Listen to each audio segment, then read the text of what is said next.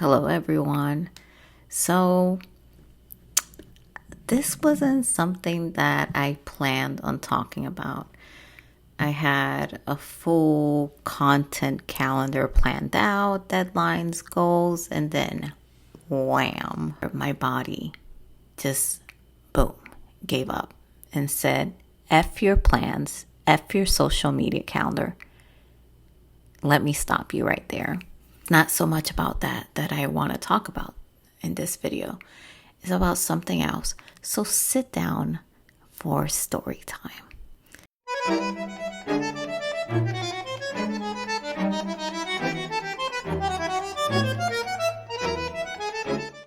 All right, it was Monday, July 21st, and the day started okay. I mean, I was tired, but I mean, nothing unusual. I'm usually always tired. But then after midday, I was like, my brain is feeling a little fuzzy, Not in a dramatic way, at least not yet. But I could tell I was like feeling mentally sluggish and foggy. And I started asking myself, I was like, why can't I think straight right now?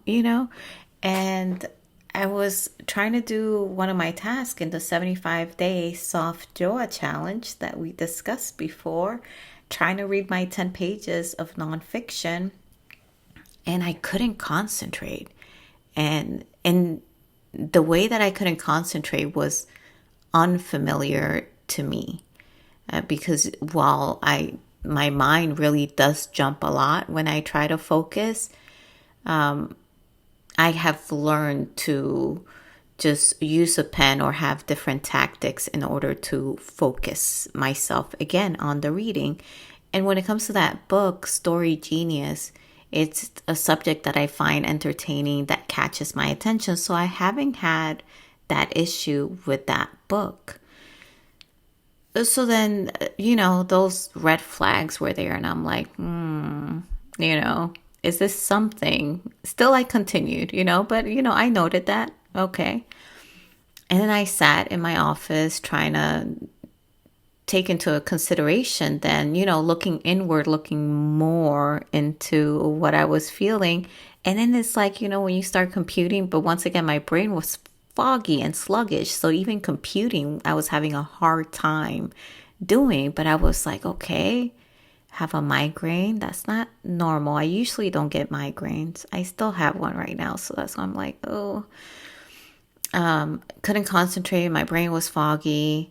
I wasn't hungry. It was already past 1 p.m., close to 2. And that's usually like not right. I can eat. And then I was feeling a little, feverish, chilly, So when I catch a fever, I get like really, really cold and like shiver uncomfortably. But it's like we're in San Antonio, like close to 100 degrees, if not 100 degrees because of the humidity. And then once again, the headache was just not quitting. And by this time it was like 3 p.m. And I was like, wait a minute. I was like, when was the last time I felt this? And that's when I was like, oh shit, when I caught COVID, So I go over to the office next to my boss's office, and I was like, I feel a little COVID-ish, I told him. And, and I thought he was gonna like give me some shit about it and stuff like that. But he was like, he looked at me, he's like, what the are you doing here? Go home, get tested.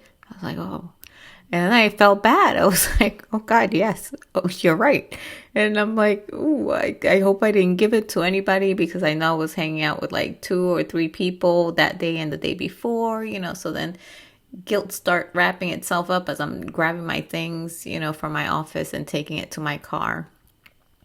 But the drive home was like, after saying that and stepping out of the office, it's just I started decline rapidly. It was so weird. Driving to my car, I'm calling my husband. I was like, hey, get some at home tests. I'm also trying to do something in between when I'm stopping at red lights to get some at home tests delivered to me as well. So I'm trying to do like various things. But then once again, my brain is just very sluggish and foggy and I can't concentrate. So it was like having like, I don't know, like ADHD to the max while trying to concentrate on the road. It was a weird feeling to have, very weird feeling to have. So then, I get home by this time, like rapidly just getting worse. And I am exhausted. I am done. My husband hasn't come back yet from CVS with the kids, but before he gets there, then the kids that I order already have gotten to my door. So I grab those and all of that. My husband comes in. We do that home test and I test negative, you know. My husband looked at it and he gave me like a little smirk, like, it's negative. Not mean, but, I'm like, I clocked it. I was like, why are you laughing? Why are you smirking? I feel like crap, but here you are smiling. Do you think like I'm exaggerating or faking feeling this way? But I was so sick that I didn't have the stamina to confront them, and usually I do that. I do that because I love my husband and I love our relationship and I want to make sure, right, that we understand one another. I don't want to leave things in gray areas where we just like go over it and pretend it's not there. And then it becomes a resentful issue later on. So to some, I may seem like over confrontational about things, but to me, I gotta say things. I can't like not say things and then just hold it in, because for me, holding it in is way worse.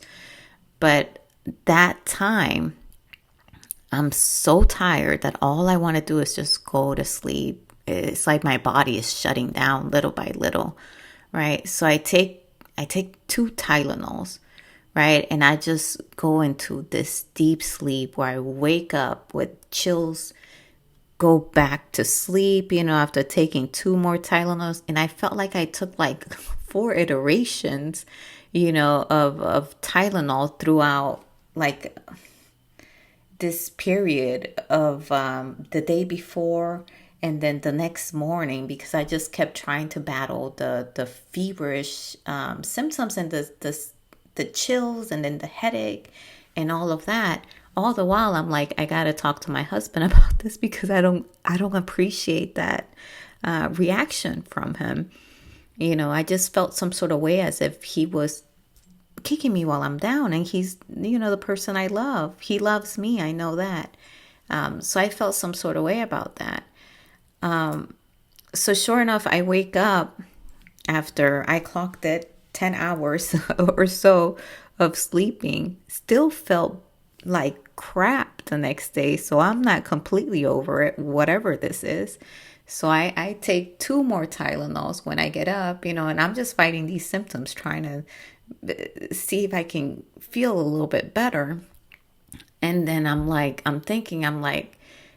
well, the test was negative. But mind you, he told me when he came back the day before, when he got the test, he was like, I talked to the pharmacist and he's saying, sometimes the incubation period is a week, so the virus may not show. And this was a 3-for-1 test, the one that can test for COVID, flu type A and flu type B.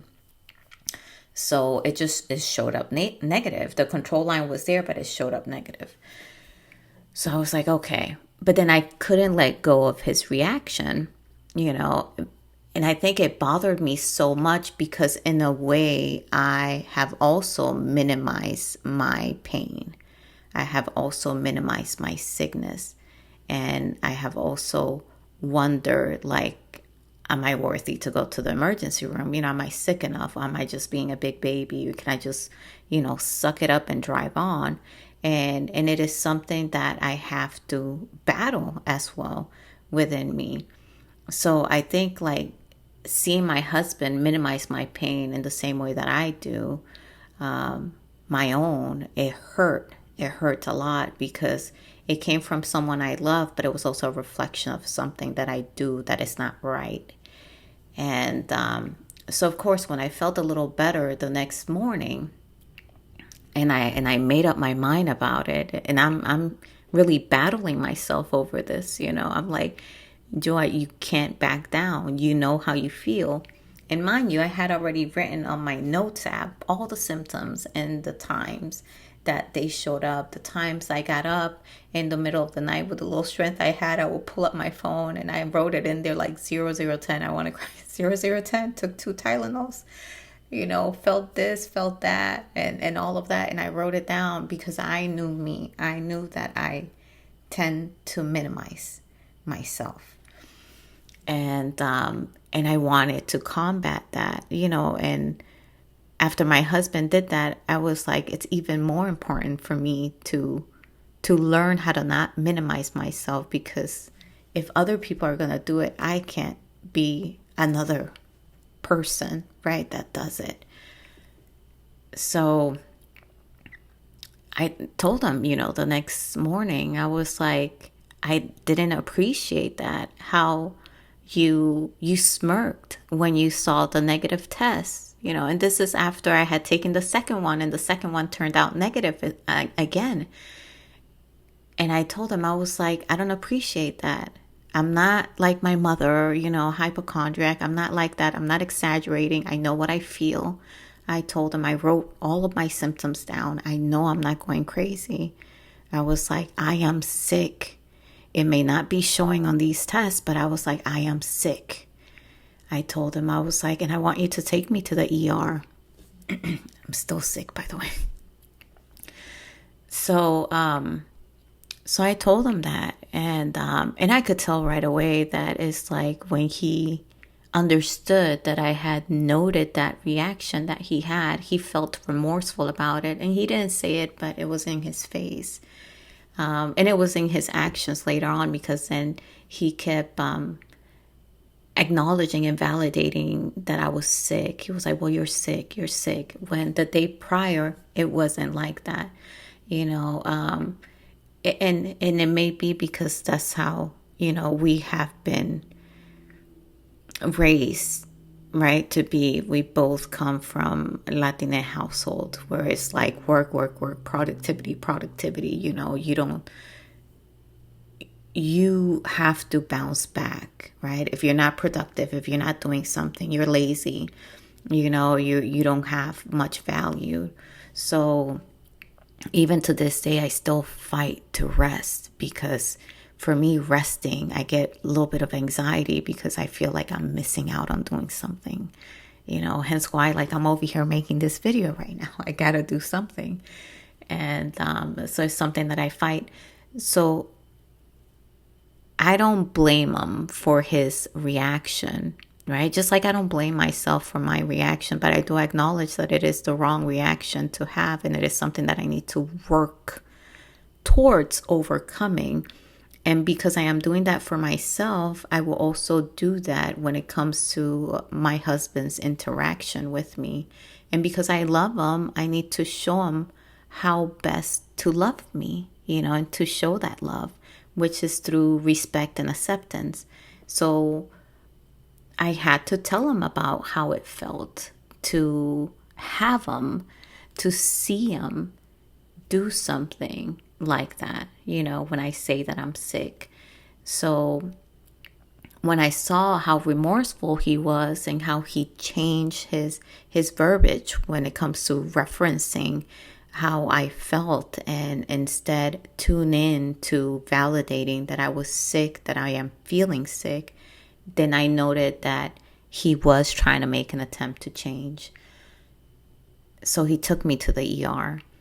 And when we went over there, even as we're, it's still a little bit of that, are you really sick kind of thing, right? But it was much toned down than the day before. And finally, I get the test done, and we both tell the nurse as she's swabbing me, we're like, well, I tested negative twice, so it may not be that. I'm thinking it's RSV or something else because I was having a hard time breathing by then. So I'm like, certainly it's like a respiratory infection or something that is not COVID or the flu. And then the doctor comes back like 20 minutes later and she's like, well, you have COVID and flu type A. And I'm like, and I look at my husband, I was like, oh, really? I know that was petty.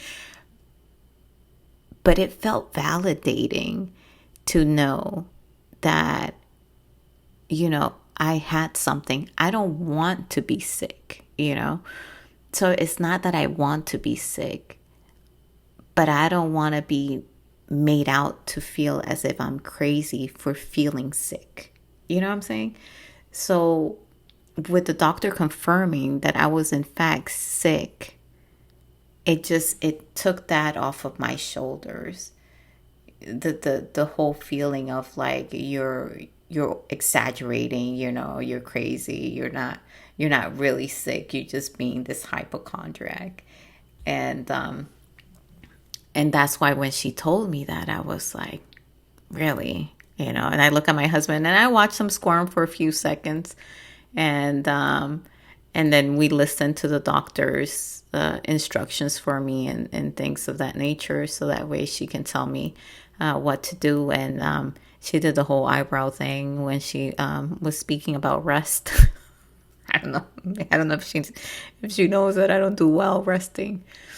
But yeah, I took the hint, I need to rest. I need to let my body relax because she told me with these two viruses, I guess my body's going to feel very tired and depleted. So I was like, oh, wow. Okay. Noted. I was already feeling that. And I crashed the night before, like for 10 hours. So yeah. But the point of this video, right, for me, and maybe for you get something else, but for me, is that even when those that love you try to invalidate you, don't let them. Don't let them. And I want to say it doesn't mean that they don't love you, right? Because that's not necessarily the case, right?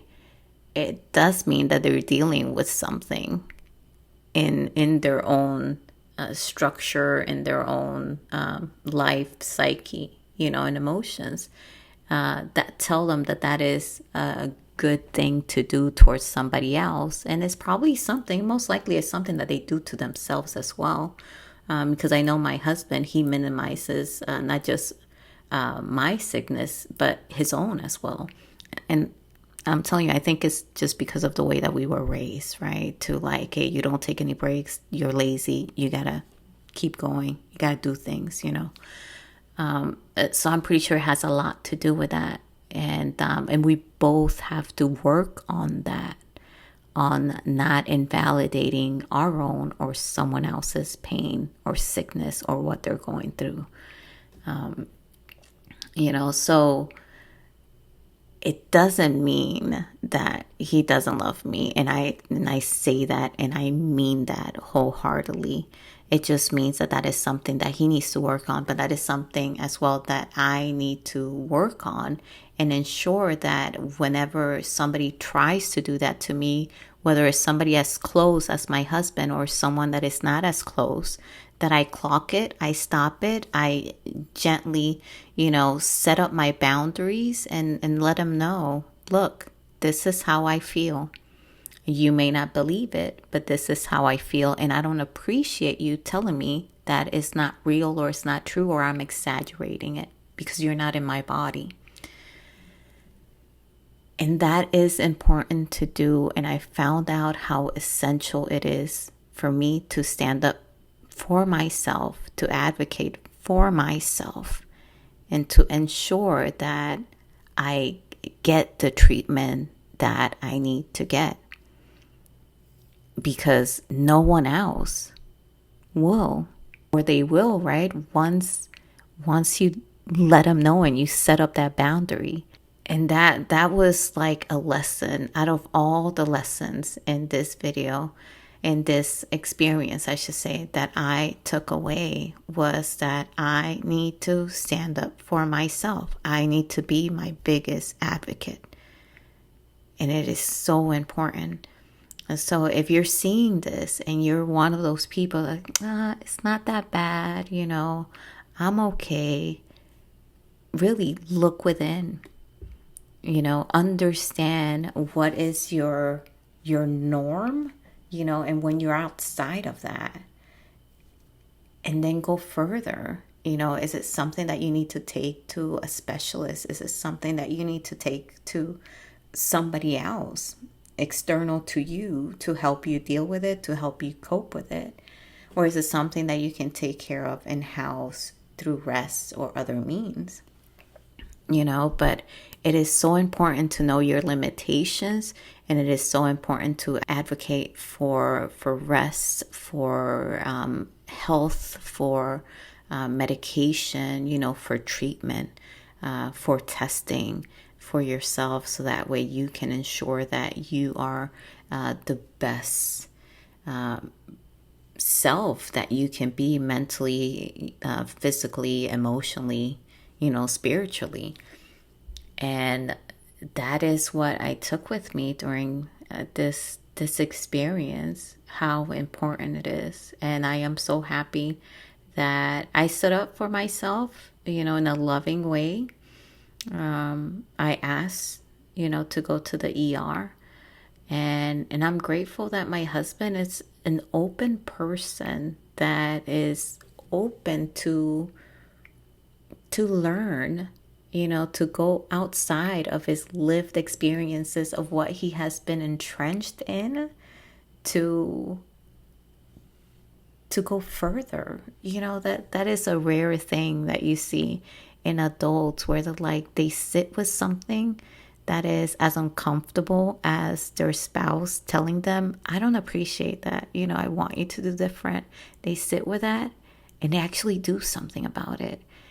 That is rare to see in a human being. And I am so grateful, that I married somebody that is capable of doing that, because no one is perfect. Absolutely no one is, but being with somebody that can help themselves to get better, that is a blessing.